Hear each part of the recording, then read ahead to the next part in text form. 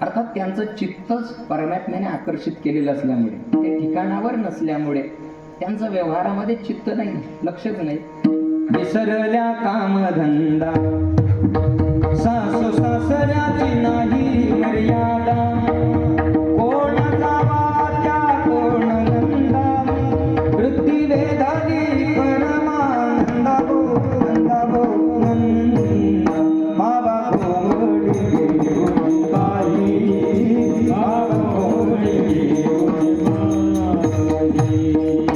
संगे गोपाळ घेऊन गाई जाऊ. मी म्हणजे मला असं जाणवायला लागलं की मी जसं काल्याच कीर्तनात आहे. विसरल्या कामधंदा, गोपिका परमात्म्याचं चिंतन करत असताना त्यांचं चित्त परमात्म्याकडे आकर्षित झालेलं असल्यामुळे व्यवहाराकडे त्यांचं लक्ष नाही का. इतकी सवय लागली परमात्म्याची आणि एक दिवस तो परमात्मा त्यांना सोडून गेला. कुठे गेला? अगोदर तसा गोकुळातून मथुरेत गेला, 14 वर्ष तिथे राहिला आणि तिथून मग पुढे द्वारकेला गेला. पण मथुरेमध्ये परमात्मा निघून गेल्यानंतर गोपिकांना त्या परमात्म्याचं चिंतन, परमात्म्याचं दर्शन रोज करण्याची सवय आणि त्या परमात्म्याच्या चिंतनामध्ये त्या आणि त्याचं दर्शन होत नाही, त्याचं स्वरूप दिसत नाही. आणि म्हणून त्या गोपिका त्याचं ध्यान करत असताना रात्री झोपेत सुद्धा त्यांच्या स्वप्नात तो परमात्मा येतो. ऐका बरं का, गोड प्रसंग आहे. त्यांच्या स्वप्नात सुद्धा परमात्मा येतो आणि रोज त्यांनी एक विशिष्ट वेळ ठरवून सगळ्या गोपिकांनी एकत्रित येऊन एका ठिकाणी येऊन आणि आपल्याला अनुभव आला किंवा जे स्वप्न पडलं, जसं दर्शन परमात्म्याचं झालं, तो सगळा विषय, ती सगळी चर्चा त्यांनी त्या ठिकाणी दुसऱ्या दिवशी करायची. रोज नित्य नेमाने त्या गोपिका सांगतात, आज परमात्म्याने मला स्वप्नात दर्शन दिलं. दुसरी म्हटली मला या स्वरूपामध्ये दर्शन दिलं. तिसरी म्हटली मला या पद्धतीने परमात्म्याचं आज आणि दर्शन झालं. एक गोपिका काहीच बोलत नाही आणि कधीच बोलली नाही. सगळ्या गोपिका आपला अनुभव सांगतात, आपलं स्वप्न सांगतात.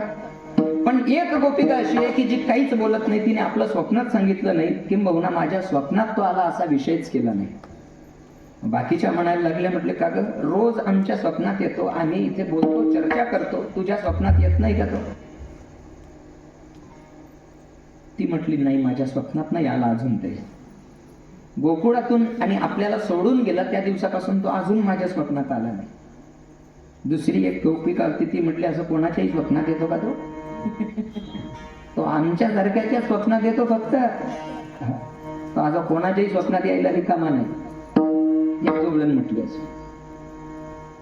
तोपर्यंत जिच्या बाबतीत हे सगळं घडतंय ती बोलायला लागली. म्हटले खरंय, तुमच्या स्वप्नात तो रोज येतोय, तुम्ही भाग्यवान आहात, पण माझ्या स्वप्नात तो अजूनही एक दिवसही आला नाही. सोडून गेला त्या दिवसापासून तो माझ्या स्वप्नातच आला नाही. पण ऐका ना, म्हटले तो निघून गेला त्या दिवसापासून तुमच्या स्वप्नात रोज येतोय? म्हटले रोज येतोय. स्वप्न तुम्हाला केव्हा पडतंय? दुपारी 12 वाजता का काम करता करता? झोपल्यावर नाही. म्हटले झोपल्यावर स्वप्न पडतं. ती गोपिका बोलायला लागली, तो तुमच्या स्वप्नात येतोय. स्वप्नात येतो याचा अर्थ तुम्हाला गाढ झोप लागते म्हणून स्वप्न पडतंय, म्हणून तो स्वप्नात येतोय. तुम्हाला गाढ झोप लागते, आनंदाने तुम्ही झोपताय म्हणून तो तुमच्या स्वप्नात येतोय. सांगू, त्याचं इतकं चिंतन करते, त्याचं इतकं चिंतन करते की तो गेला त्या दिवसापासून अजून डोळ्याला डोळा आला नाही, झोपच नाही लागली, तर स्वप्नात पडेल कसं?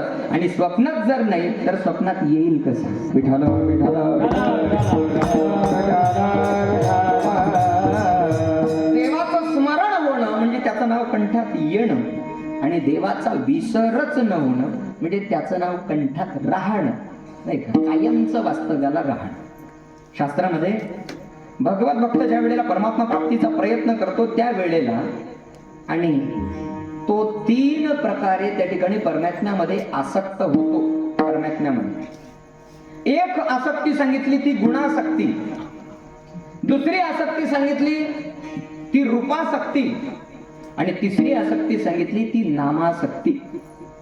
परमात्म्याच्या गुणांचं वर्णन करणं ही गुणासक्ती, परमात्म्याच्या रूपाचं ध्यान करणं, स्मरण करणं ही रूपासक्ती, आणि परमात्म्याचं नामचिंतन करणं ही नामासक्ती. विठ्ठल विठ्ठल विठ्ठल.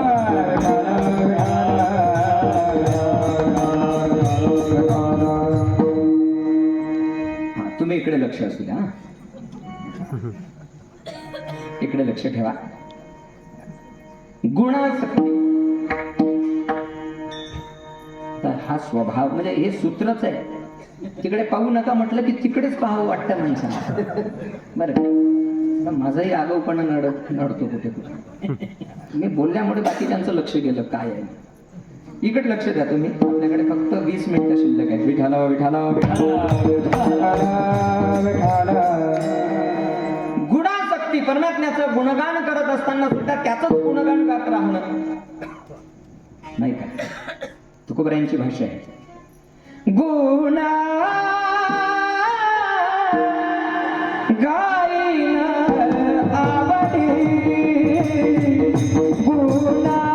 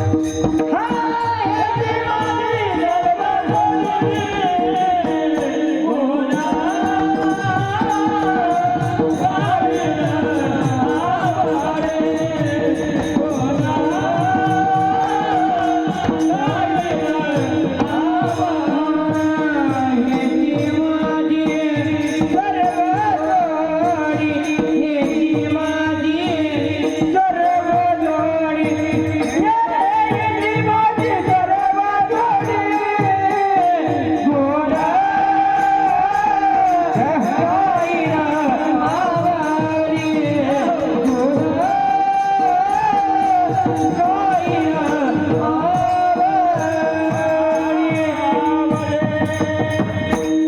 गुणा गाईन आवडी, गुणा परमात्म्याच्या ठिकाणी असलेली त्याच्या गुणांचं गुणगान करणं गुणासक्ती. रूपासक्ती, परमात्म्याचं दर्शन झाल्यानंतर सुद्धा त्यालाच पाहत राहावं रूपासक्ती. किंबहुना परमात्म्याला पाहत असताना त्याला पाहण्याची आणि एक त्याचं दर्शन दाखवण्याची विनंती संतांनी केलेली पाहायला मिळते नाही का. दावी रूप मज गोपिका रमणा, देवाचं तुझं रूप दाखव. दावी रूप मज गोपिका रमणा, ठेवू दे चरणावरी माता. देवाचं दर्शन तिथे जाऊन घेतलं पाहिजे का देवाला सांगितलं पाहिजे तुझं दर्शन दे म्हणून, तुझं रूप दाखवलं म्हणून. दर्शन घेणं वेगळं आहे आणि देवाने दर्शन देणं वेगळं आहे. विठ्ठल विठ्ठल. तुम्ही आपण देवाचं कदाचित दर्शन घेतो, पण आपल्याला दर्शन देतो परमात्मा हे मात्र शक्य नाही. आपण देवाचं दर्शन घेतो असंच म्हणता येईल. आपण देवाचं दर्शन घेणं वेगळं आहे आणि देवाने दर्शन देणं वेगळं आहे. कसं काय, काय फरक आहे त्याच्यात? दर्शन घेणं वेगळं कारण आम्ही आमच्या दृष्टीने देवाला पाहतो, हे दर्शन घेणं आहे. आणि जशी अर्जुनावर एक दिव्य दृष्टी प्राप्त झाल्यानंतर अर्जुनावर कृपा केली परमात्म्याने. बघा अजून एक प्रमाण सांगते मला वाटतं तुकोबारायांचे बंधू नाही का, आणि त्यांचं ते प्रमाण आहे असा अंदाज आहे माझा. त्यांनी देवाला प्रार्थना केली, देवा आम्हाला उचित करा, योग्य करा, आमची पात्रता बनवा, करोनी उचित प्रेम घाली हृदया. तुझं दर्शन घेण्याकरता आम्ही योग्य आहोत की नाही, आम्ही उचित आहोत की नाही, आणि नसू तर आम्हाला उचित बनवा, योग्य बनवा, आम्हाला पात्रता प्राप्त करून द्या, जेणेकरून तुझं दर्शन झालं पाहिजे. देवाने दर्शन देणं वेगळं, करोनी उचित प्रेम घाली हृदय. मग अजून एक प्रमाण मला आठवलं, काकड्यातलंच आहे. आता माझा दृष्टी देई पांडुरंगा माय बापा. मला सांगा, देवाचं दर्शन जर आपल्याला सगळ्यांना घेता आलं तर देवाला प्रार्थना करायची गरज काय आहे? देवा रूप दाखव, मला दृष्टी दे म्हणून. थोडस विषयांतर होईल, पण फक्त स्पर्श करून परत येतो. दृष्टीचे 3 प्रकार शास्त्रामध्ये सांगितलेले आहेत. एक चर्मदृष्टी आहे जी आपल्या सगळ्यांकडे आहे, एक भावदृष्टी आहे, आणि तिसरी दिव्य दृष्टी आहे. चर्मदृष्टीने जग दिसतं, भावदृष्टीने ग्रंथ आणि संत दिसतात, आणि दिव्य दृष्टीने परमात्मा दिसतो. विठ्ठल विठ्ठल विठ्ठल प्रसंग सांगून, उदाहरण सांगून वेळ घेत नाही, फक्त उल्लेख करून देतो. अर्जुनाला दिव्य रूप दिव्य आणि त्या ठिकाणी विश्वरूप दाखवत असताना दिव्य दृष्टी परमात्म्याकडून घ्यावी लागली, तेव्हा अर्जुनाला त्याला पाहता आलं. दिव्यम ददामि चक्षु पश्यमे योगमेश्वर. अर्थात देवाने दर्शन देणं वेगळं आणि देवाचं दर्शन घेणं वेगळं आहे. कुठे होतो आपण? चर्मदृष्टी, भावदृष्टी आणि दिव्य दृष्टी. चर्मदृष्टीने जग दिसतं, चर्मदृष्टीने जग दिसतं, भावदृष्टीने जगातल्या आतलं सौंदर्य दिसतं, आणि दिव्य दृष्टीने साक्षात परमात्म्याचा अनुभव, अनुभूती प्राप्त होते. नाही का? 1-2 मिनिटं बोलतो. खरं तर भावदृष्टी, चर्मदृष्टी नसली तरी चालेल, चालेल. ज्या डोळ्यांनी आपण जग पाहतोय ही दृष्टी एका टाइमाला निघून गेली तरी चालेल, पण भावदृष्टी आणि दिव्य दृष्टी माणसाकडे असली पाहिजे. भावदृष्टी सांगतो 2 मिनिट. वयाच्या 2ऱ्याच वर्षी अंधत्व प्राप्त झालं. संत गुलाबरावजी महाराज माधानकर, ज्ञानेश कन्या त्यांचं नाव. वयाच्या 2ऱ्याच वर्षी माझं परम भाग्य आहे की त्यांच्या त्या जन्मस्थळाला आणि कीर्तन करण्याचा योग प्राप्त झाला होता. ती सेवा प्राप्त झाली होती. संत गुलाबरावजी महाराज बडनेरा स्टेशनला उतरून आणि साधारण एक 12-13 किलोमीटर लोणी टाकले. त्यांच्या मामाचं गाव, त्यांचं जन्मगाव. वयाच्या 2ऱ्या वर्षी संत गुलाबरावजी महाराज यांची दृष्टी गेली. वयाच्या 2ऱ्या वर्षी जग पाहता आलं नाही, काही बिघडलं नाही. जग पाहता आलं नाही, काही बिघडलं नाही. कदाचित जग पाहून बिघडला जातो माणूस, बिघडतो जग पाहून. जग पाहता नाही आलं वयाच्या 2ऱ्या वर्षी आणि अंधत्व प्राप्त झालं. ज्ञानोबारायांच्या दर्शनाला परिवारासहित गेले. ज्ञानोबारायांच्या समाधीवर डोकं टेकवलं आणि ज्ञानोबारायांच्या समाधीवर डोकं टेकवल्याबरोबर ज्ञानोबारायांनी काय कृपा केली? त्यांना आपलं दर्शन दाखवलं, आपलं दर्शन दिलं, आपलं स्वरूप दाखवलं. ज्ञानोबारायांच्या समाधीला स्पर्श केल्याबरोबर, डोकं ठेवल्याबरोबर त्यांना ज्ञानोबारायांचं दर्शन झालं. लगेच त्यांनी सांगितलं, म्हटले बघा मला ज्ञानोबाराय दिसतायत. आता त्या काळामध्ये कुठला कॅमेरा नाही का? त्या चित्रकाराला बोलवलं, त्यांनी वर्णन करावं. चित्रकाराने ते चित्र रेखाटलं, तयार केलं, आणि ते चित्र जे गुलाबराव महाराजांना ज्ञानोबाराय समाधीस्थ अवस्थेत दिसले, ते चित्र, तो फोटो तयार झाला. आणि तो फोटो आज तुमच्या आमच्या सगळ्यांच्या घरात ज्ञानेश्वर महाराजांचा फोटो म्हणून ओळखला जातो.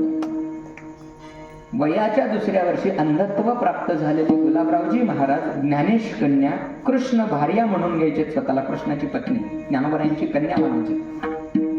जगाचं दर्शन करण्याची दृष्टी त्यांना नाही, पण संतांचं आणि परमात्म्याचं दर्शन करण्याची दृष्टी प्राप्त झाली. म्हणून चर्मदृष्टी नसली, व्यावहारिक दृष्टी नसली तरी चालतं, पण भावदृष्टी प्राप्त होणं म्हणजे खूप मोठं भाग्य आहे. वाक्य पुन्हा एक सांगतो, भावदृष्टी प्राप्त होणं इतकं सोपं नाही. मी तर म्हणतो कितीतरी पिढ्यांचं भाग्य असावं लागेल, पुण्य असावं लागेल. काय होतं भावदृष्टीने? ही भावदृष्टी ज्याच्याकडे आहे त्यालाच संत ओळखता येतात, त्यालाच पंथ ओळखता येतो, आणि त्यालाच ग्रंथ ओळखता येतात. आम्ही कितीही पारायण करू द्या, कितीही वाचू द्या, तिथून निघून जातो, पण लक्षात येत नाही हे तेच आहे. नाही का ती दृष्टीच नाही आमच्याकडे. विठ्ठल विठ्ठल खरं तर संत ओळखण्याकरता आणि ग्रंथ ओळखण्याकरता जी दृष्टी असावी लागते आणि ती दृष्टी सत्श्रवणाने आणि सत्संगतीने प्राप्त होते, ती भावदृष्टी आणि दिव्य दृष्टी. परमात्म्याला आपण दर्शन घेतो आणि परमात्म्याने दर्शन द्यावं अशी प्रार्थना त्या ठिकाणी केलेली पाहायला मिळते. आता माझं दृष्टी देई पांडुरंगा माये बाबा. अजून प्रमाण सांगता येते. कृष्णांजन एक वेळा डोळा घातला पड, नाही का, तिमिर दुःख गेले पिटले भ्रांतीचे पड, श्री गुरु निवृत्ती राये मार्ग दाविला सोडवळ, बापर पडदेवी विठ्ठल दिनाचा दयाळू. ज्ञानोबरायांचं प्रमाण आहे, नाथमहाराजांचं प्रमाण बोलतो आणि आपल्या विषयाकडे येतो मी. ज्ञानोबरायांचंही प्रमाण आहे. येऊन गुरुनाथी माथा ठेवीला करू, अज्ञान तिमिर गेले शुद्ध मार्ग साजा, गरजत चालेला पिटला अज्ञान अंधारू, एका जनार्दनी माझा श्री गुरु उदारू. ध्रुवपद ऐका. आता माझं धर्म जागो गुरु महिमा, देही दाविला दे, देही दाविला दे, देही दाविला दे. कोणी दाखवला तो? का बरं तुमच्याकडे डोळे नव्हते, दृष्टी नव्हती तुमच्याकडे, पण दाखवला कोणी? जरी दृष्टी होती तरी ती व्यवहाराला पाहण्याची होती, देवाला पाहण्याची दृष्टी गुरुच्या कृपेने प्राप्त झाली. विठ्ठल विठ्ठल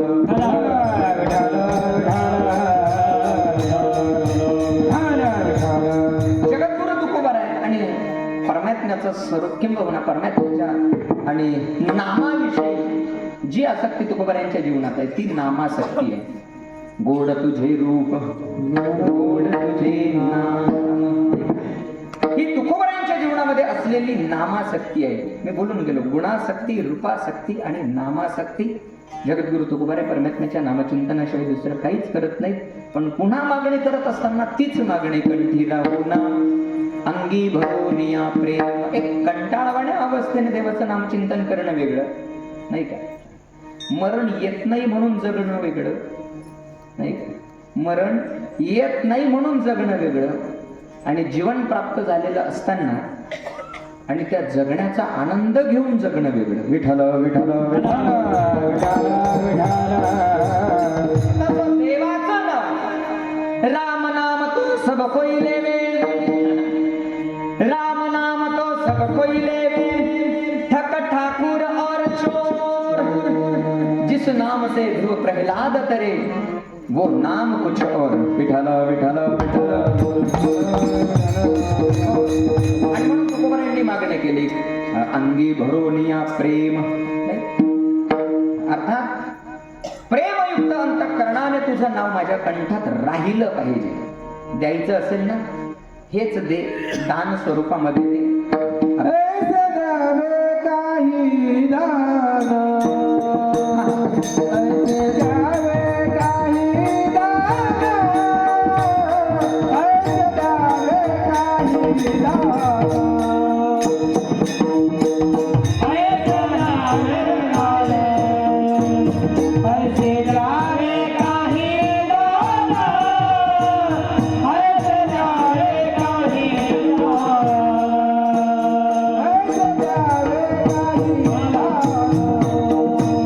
ऐसे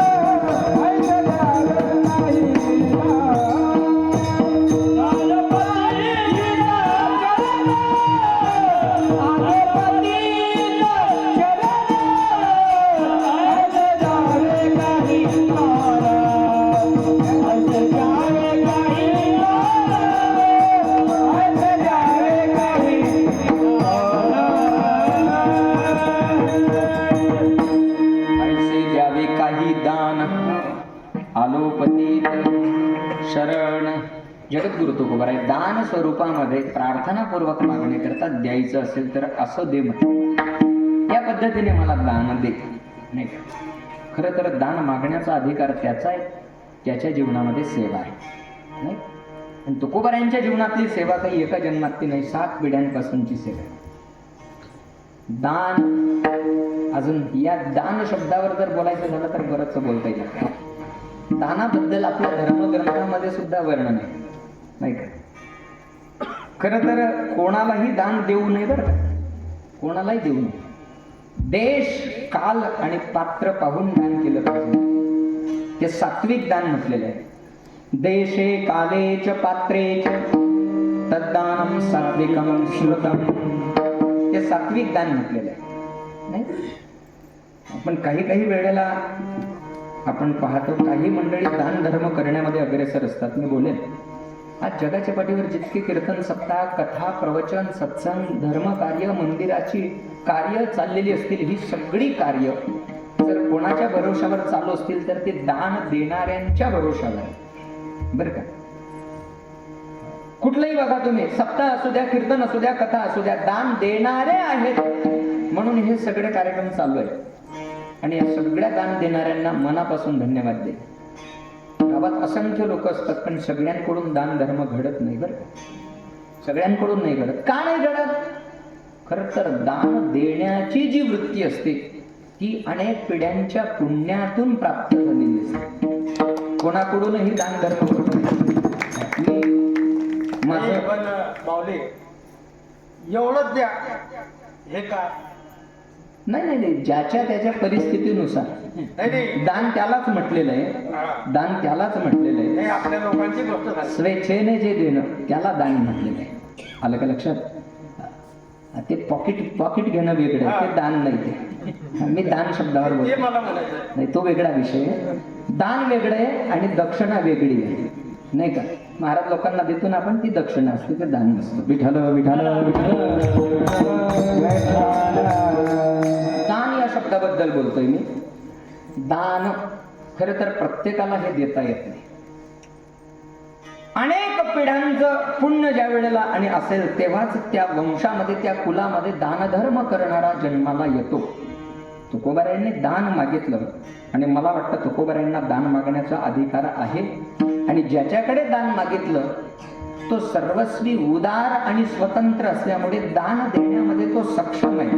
दुसरं दान देण्यामध्ये सक्षम कोणीच नाही. बरं, एक प्रसंग आठवला म्हणून बोलतोच आता. एखाद्याला वाटू द्या मी किती श्रीमंत आहे.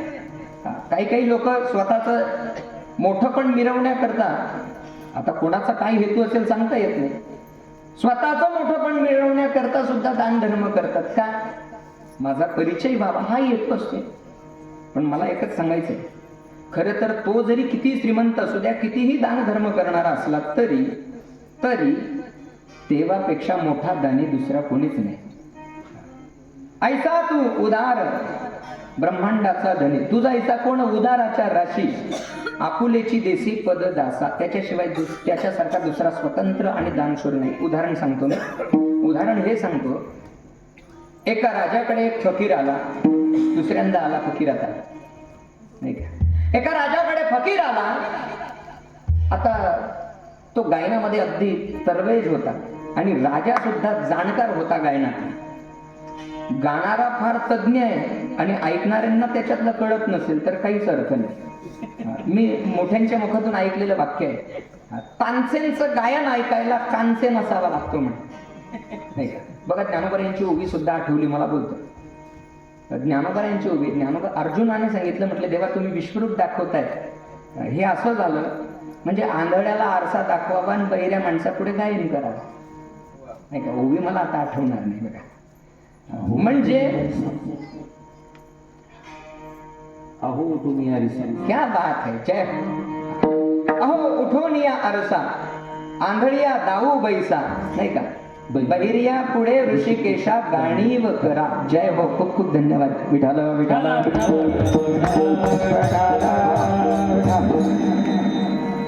खूप खूप धन्यवाद. शब्दच नाहीत माझ्याकडे बोलायला तुमच्याबद्दल. 9032 ओव्या, त्याच्यातली बरोबर परफेक्ट ओवी आठवली, नाही का. याच्याकरता साधूचीच कृपा असावी लागते. विठाल विठाल अहो उठून या आरसा आंधळ्या दाऊ बैसा बहिरिया पुढे ऋषिकेशा गाणी वकरा. त्याला काही अर्थ नाही काही अर्थ नाही. तो फकीर अर्थात तो चांगला गाणारा राजाने सांगितलं, म्हटलं एक काम करा, आजपासून गावागावामध्ये असं गायन करण्याकरता जायचं नाही. का म्हटले, माझ्या दरबारातच तुम्ही गायन करायचं, रोजचा पगार देतो तुम्हाला, रोजचा. त्या फकीराने सांगितलं, म्हटले महाराज खरं तर मी देवाकरताच गातो, देवाकरताच गातो. कुठल्या तरी महात्म्याचं हे चरित्र आहे. मी देवाकरताच गातो आणि देवासाठी गातो, देवा पुढेच गाईल. माझी एकच मागणी आहे, याच्या पुढे मला तुमच्या दरबारात गाण्याकरता बोलवू नका. नाही का?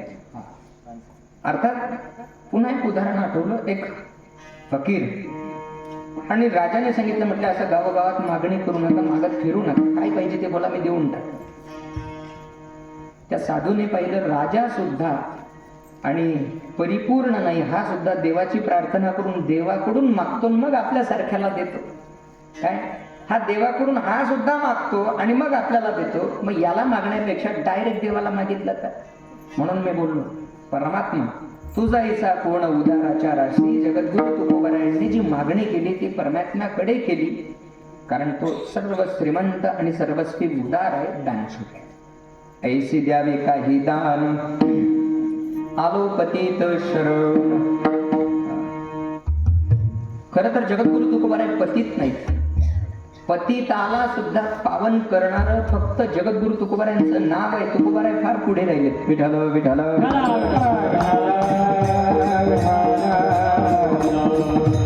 पुण्यवंत व्हावे घेता सज्जनाची नावे. पण तुकोबाराय या ठिकाणी नम्रता धारण करतात, लीनता धारण करतात. आणि मला वाटतं खरं तर जीवनामध्ये माणसाने नम्रच असलं पाहिजे. अलीकडे नंबरी सापडतात, पण नम्र सापडणं थोडंसं अवघडच आहे. विठाल विठाल पारमार्थिक जीवन जगणाऱ्याने तरी नम्र असलं पाहिजे. नम्र लहानपण देव्या देवा.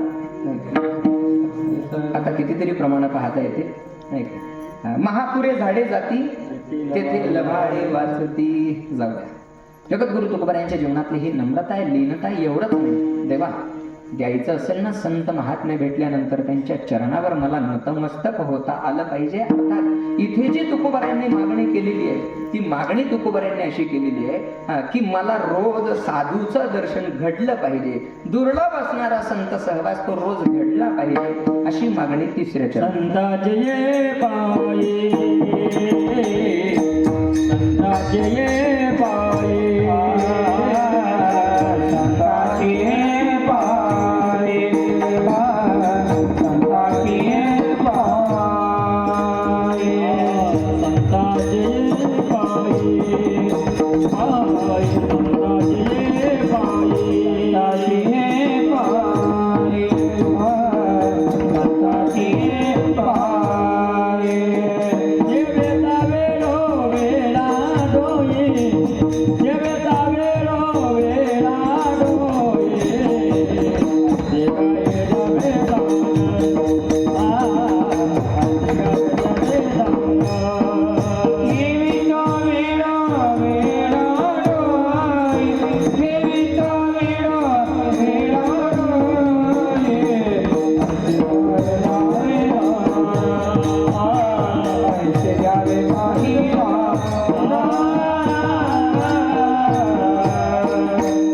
संतांची पायी ठेवी वेळोवेळा डोई. मला रोज वेळोवेळा म्हणजे पुन्हा पुन्हा संतांचं दर्शन घडलं पाहिजे, संतांचं दर्शन झालं पाहिजे, या आशयाची मागणी तुकोबारायांची या शब्दातून आहे की रोज संत दर्शन घडावं.